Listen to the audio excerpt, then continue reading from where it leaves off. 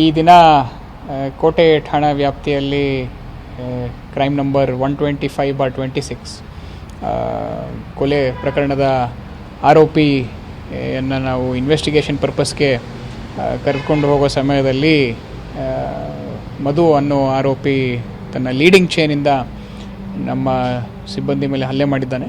ಹಲ್ಲೆ ಮಾಡಿದ್ದಲ್ಲದೆ multiple times grievous injury ಆಗೋಗೆ ಹೊಡೆದಿದ್ದಾನೆ. ಇದನ್ನು ತಡೆಗಟ್ಟಲು ನಮ್ಮ ಇನ್ಸ್ಪೆಕ್ಟ್ರು ಒಂದು ಏರ್ ಫೈರ್ ಮಾಡಿ ನಂತರ ಅವನ ಕಾಲಿಗೆ ಒಂದು ರೈಟ್ ಲೆಗ್ಗಿಗೆ ಒಂದು ಗುಂಡನ್ನು ಹಾರಿಸಿದ್ದಾರೆ. ಅವನಿಗೆ ಹಲವಾರು ಬಾರಿ ವಾರ್ನಿಂಗ್ ಕೊಟ್ಟು ಹೇಳಿದ್ರು ಕೂಡ ಅವನ ಮಾತು ಕೇಳಿರಲಿಲ್ಲ. ಅದಕ್ಕೇ ಈ ಒಂದು ಕಾರ್ಯಾಚರಣೆ ಮಾಡಬೇಕಾಯಿತು. ಸೊ ಇಮಿಡಿಯೇಟಾಗಿ ಆರೋಪಿನ ನಾವು ನಮ್ಮ ಮೆಗನ್ ಆಸ್ಪತ್ರೆಗೆ ಶಿಫ್ಟ್ ಮಾಡಿದ್ದೀವಿ. ಈ ಸ್ಟೇಬಲ್ ಅವನ್ನ ಅಲ್ಲಿ ಹೋಗಿ ನೋಡ್ಕೊಂಡು ಬಂದಿದ್ದೀವಿ. ಹಾಗೆ ನಮ್ಮ ಸಿಬ್ಬಂದಿ ಆದ ಆಂಜನಪ್ಪ ಅನ್ನೋರು ಅವನು NHಗೆ ನಾವು ಅಡ್ಮಿಟ್ ಮಾಡಿದ್ವಿ. ಅವ್ರನ್ನೂ ಸ್ವಲ್ಪ ವಿಚಾರಿಸ್ಕೊಂಡು ಬಂದಿದ್ದೀನಿ. ಅವನು is also doing stable, currently under treatment ಅವರು ಕೂಡ. ಸೊ ಇದರಲ್ಲಿ ಈ ಕೇಸಲ್ಲಿ ನಾವು 5 ಜನ ಆರೋಪಿತರನ್ನ ನಾವು ಅರೆಸ್ಟ್ ಮಾಡಿದ್ವಿ. ಅದರಲ್ಲಿ ಮುಖ್ಯವಾಗಿ ಯಾರು ಮಧು ಅಂತ ಇದ್ದ ಅವನೇ ಎಲ್ಲ ಒಂದು ಪ್ಲ್ಯಾನಿಂಗನ್ನು ಮಾಡಿದ್ದ ಅಂತ ನಮಗೆ ಪ್ರಾಥಮಿಕ ತನಿಖೆಯಲ್ಲಿ ಕಂಡುಬಂದಿದೆ. ಅದರ ಜೊತೆಗೇ ಇತರರನ್ನು ನಾವು ಅರೆಸ್ಟ್ ಮಾಡಿ ಇವಾಗ ಕಾನೂನು ಪ್ರಕ್ರಿಯೆ ನಡೆದಿದೆ ಆ ವಿಚಾರದಲ್ಲಿ. ನಮ್ಮ ಭದ್ರಾವತಿ ಹಳೆನಗರ ಠಾಣಾ ವ್ಯಾಪ್ತಿಯಲ್ಲಿ ಆದಂತಹ ಒಂದು ಅಟೆಂಪ್ಟ್ ಟು ಮರ್ಡರ್ ಪ್ರಕರಣಗಳಲ್ಲಿ ನಾವು 6+1 7 ಮೆಂಬರ್ಸನ್ನು ಅರೆಸ್ಟ್ ಮಾಡಿದ್ವಿ. ಅದರಲ್ಲಿ 2 ಫಸ್ಟು ನಾವು ಅರೆಸ್ಟ್ ಮಾಡಿದ್ವಿ. ನಂತರ 5 ಜನನ ಅವರು ಕೋರ್ಟಲ್ಲಿ ಅವ್ರಿಗೆ ನಾವು ಅರೆಸ್ಟ್ ಮಾಡೋ ವ್ಯವಸ್ಥೆಯನ್ನು ಮಾಡಿದ್ದೀವಿ. ಮುಖ್ಯವಾಗಿ ಇದರಲ್ಲಿ ಕಾರಣ ಬಂದ್ಬಿಟ್ಟು ಹಳೆ ವೈಷಮ್ಯನೇ ಆಗಿದ್ದು. ಅವ್ರಿಗೆ ಹಿಂದಿನಿಂದನೂ ಸ್ವಲ್ಪ ಜಗಳಗಳು ಹಾಕ್ಕೊಂಡು ಬಂದಿದ್ವು.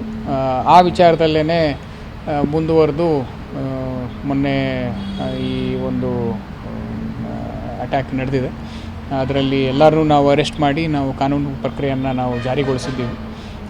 ಇತರರು ಯಾರ್ಯಾರು ಇನ್ವಾಲ್ವ್ ಇದ್ದಾರೆ ಅನ್ನೋದ್ರ ಬಗ್ಗೆ ಕೂಡ ನಮ್ಮಲ್ಲಿ ಕೂಲಂಕುಷವಾಗಿ ಪರಿಶೀಲನೆಯನ್ನು ನಾವು ಇದರಲ್ಲಿ ಮಾಡ್ತಾಯಿದ್ದೀವಿ. ಆ್ಯಂಡ್ ಇದರಲ್ಲಿ ಸಿಂಡಿಕೇಟ್ ಏನಾದ್ರು ಇದೆಯಾ ಅನ್ನೋದ್ರ ಬಗ್ಗೆ ಕೂಡ ನಾವು ನಮ್ಮ ಇನ್ವೆಸ್ಟಿಗೇಷನಲ್ಲಿ ನೋಡ್ತಾ ಇದ್ದೀವಿ. ಹಂಗೆ ಏನಾದ್ರು ಕಂಡು ಬಂದಲ್ಲಿ ರೆಲೆವೆಂಟ್ ಸೆಕ್ಷನ್ಸನ್ನು ನಾವು ಆ್ಯಡ್ ಮಾಡಿಕೊಂಡು ಅದರಲ್ಲೂ ಕೂಡ ಇನ್ವೆಸ್ಟಿಗೇಷನನ್ನು ಮುಂದುವರಿಸ್ತೀವಿ. ಅದರಲ್ಲಿ ಯಾರು ಮುಖ್ಯ ಆರೋಪಿಗಳಿದ್ದರೂ ಎಲ್ಲರೂ ಕೂಡ ನಾವು ಅರೆಸ್ಟ್ ಮಾಡಿದ್ದೀವಿ ಸದ್ಯಕ್ಕೆ. ಹಳೆ ವೈಷಮ್ಯದ್ದೇ ಮುಖ್ಯವಾದ ಕಾರಣ ಅಂತ ನಮಗೆ ಇದರಲ್ಲಿ ಗೊತ್ತಾಗಿದೆ. ಹಲವಾರು ಬಾರಿ ಅವರು ಒಬ್ಬರ ಮೇಲೆ ಒಬ್ಬರು ಹಿಂದೆ ಕೂಡ ಅಟ್ಯಾಕ್ ಮಾಡಿದ್ರು ಅನ್ನೋದು ವಿಚಾರ ಕೂಡ ನಮಗೆ ತಿಳಿದು ಬಂದಿದೆ ನಮಗೆ. ಸೊ ಆ ನಿಟ್ಟಿನಲ್ಲೇ ನಮ್ಮ ಇನ್ವೆಸ್ಟಿಗೇಷನನ್ನು ನಾವು ಸದ್ಯಕ್ಕೆ ಮುಂದುವರಿಸಿದ್ದೀವಿ.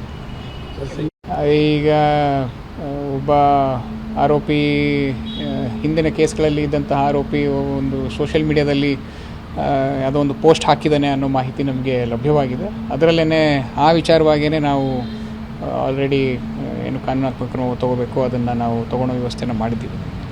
ಸರಿ, ಇಸ್ಪೀಟ್ ಅಟ್ಯಾಕ್ ಆಗುತ್ತೆ ಅದು ಅವನು ಫ್ರೆಂಡ್ಸ್ ಕೂತ್ಕೊಂಡು ಇಸ್ಪೀಟ್ ಆಡ್ಬೇಕಾರೇ ಆಗಿದ್ದು ಅನ್ನೋದ್ರ ಬಗ್ಗೆ ಸ್ವಲ್ಪ ಡಿಸ್ಕಷನ್ಸ್ ನಡೆದಿದೆ. ಅದನ್ನು ನಾವು ನಮ್ಮ ಇನಿಷಿಯಲ್ ಇನ್ವೆಸ್ಟಿಗೇಷನಲ್ಲಿ ಅದನ್ನು ಏನು ಬರುತ್ತೆ ಅಂತ ನಮಗೆ ಬರೋ ದಿನಗಳಲ್ಲಿ ಗೊತ್ತಾಗುತ್ತೆ.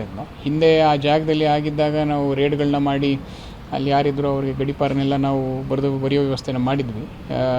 ಬೇರೆ ಏನಾದರೂ ಕಂಡು ಬಂದಲ್ಲಿ ನಮ್ಮ ಇನ್ವೆಸ್ಟಿಗೇಷನಲ್ಲಿ ಅದನ್ನು ನಾವು ಮುಂದುವರಿಸ್ತೀವಿ. ಅಲ್ಲ, ಹಳೆ ವೈಷಮ್ಯ ಅನ್ನೋದೇ ನಮಗೆ ಹೆಚ್ಚು ಕಾಣುತ್ತೆ ಇದರಲ್ಲಿ. ಅವರು ಫ್ರೆಂಡ್ಸ್ ಎಲ್ಲ ಕೂತ್ಕೊಂಡು ಆಡ್ತಾಯಿದ್ರು ಅಂತ ಒಂದು ಮಾಹಿತಿ ಹೇಳ್ತಾ ಇದ್ದಾರೆ.